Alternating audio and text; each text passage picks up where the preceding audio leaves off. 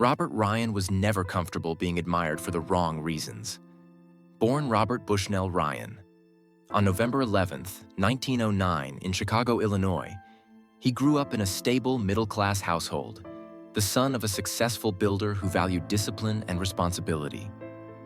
From an early age, Ryan showed both physical strength and intellectual curiosity, qualities that would later define the tension at the heart of his career.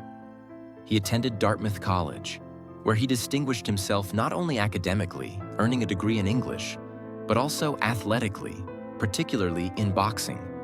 That sport, demanding control, restraint, and endurance, became an enduring metaphor for his life and work.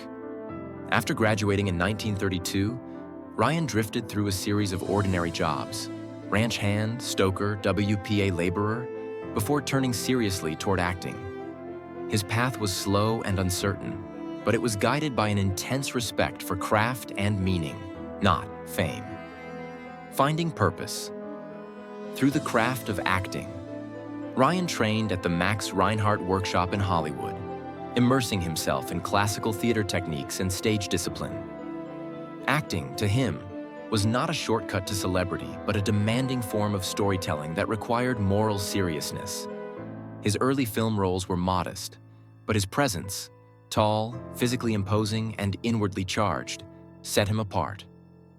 By the mid-1940s, audiences began to notice something different in Ryan's performances: a willingness to sit inside discomfort rather than escape it. That difference crystallized in 1947 with Crossfire, where Ryan portrayed a violent, bigoted ex-soldier. The role earned him an Academy Award nomination for Best Supporting Actor and marked a turning point in his career. More importantly, it revealed his fearless approach to character. He did not sanitize ugliness or soften moral failure.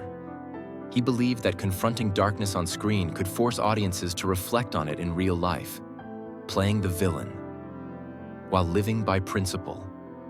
Though often cast as racists, killers, or deeply troubled men, Ryan was the opposite off-screen. He was known among colleagues as thoughtful, reserved, and ethically grounded. A committed liberal at a time when such positions carried professional risk, Ryan supported civil rights, opposed racial discrimination, and rejected political conformity. He openly criticized the House Un-American Activities Committee and aligned himself with progressive causes during the McCarthy era, when silence was often safer than conviction. These beliefs shaped his artistic choices. He gravitated toward stories that exposed injustice or moral contradiction. Films like The Setup, Bad Day at Black Rock, Odds Against Tomorrow, and Billy Budd allowed him to explore systems of power, prejudice, and personal responsibility. Ryan never pretended that entertainment existed apart from society. He believed it should interrogate it. A career defined by depth, not comfort. Throughout the 1950s and 1960s, Ryan built one of the most quietly formidable filmographies in American cinema. In The Setup, 1949, he played an aging boxer confronting irrelevance and despair, a role that drew directly from his own athletic past and revealed his gift for emotional restraint. In westerns like The Naked Spur and later The Wild Bunch, Ryan brought psychological weight to a genre often defined by simplicity. He also remained deeply committed to theater, returning repeatedly to the stage and appearing in productions such as Long Day's Journey into Night. He regarded theater as the purest form of acting, where sincerity could not be hidden behind editing or glamour. Even as his film career flourished, he never stopped viewing acting as labor, serious, demanding, and morally accountable.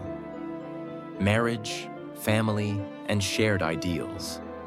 In 1939, Ryan married Jessica Cadwallader, an intellectually gifted and socially engaged woman from a prominent Philadelphia family. Their marriage was rooted in shared values rather than status, and it endured for more than 3 decades. Together, they raised 3 children, Timothy, Cheney, and Lisa, in an environment steeped in critical thinking, education, and social responsibility. Their home life reflected the same seriousness that defined Ryan's public life.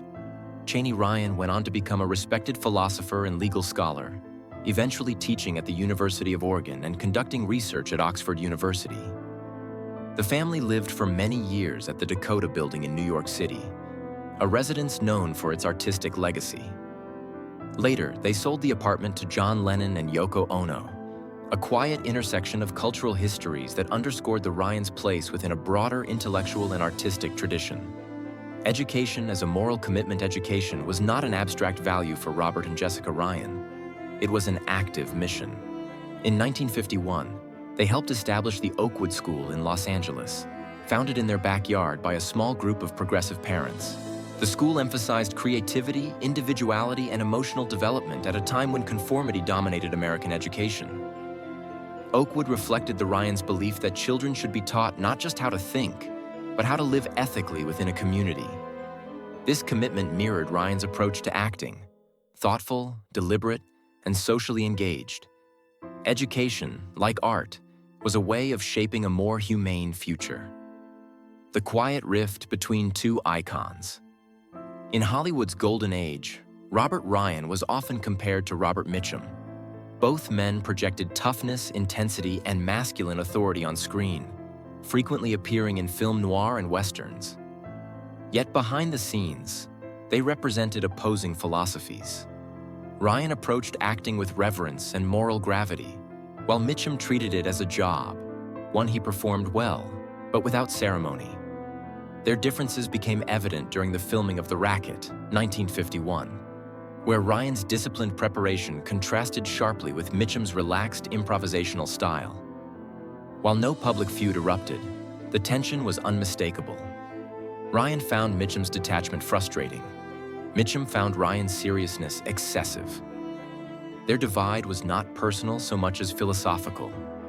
Two visions of what art, work, and responsibility should mean. Two visions of masculinity and meaning. Ryan believed that an actor carried an obligation to the story, to the audience, and to society.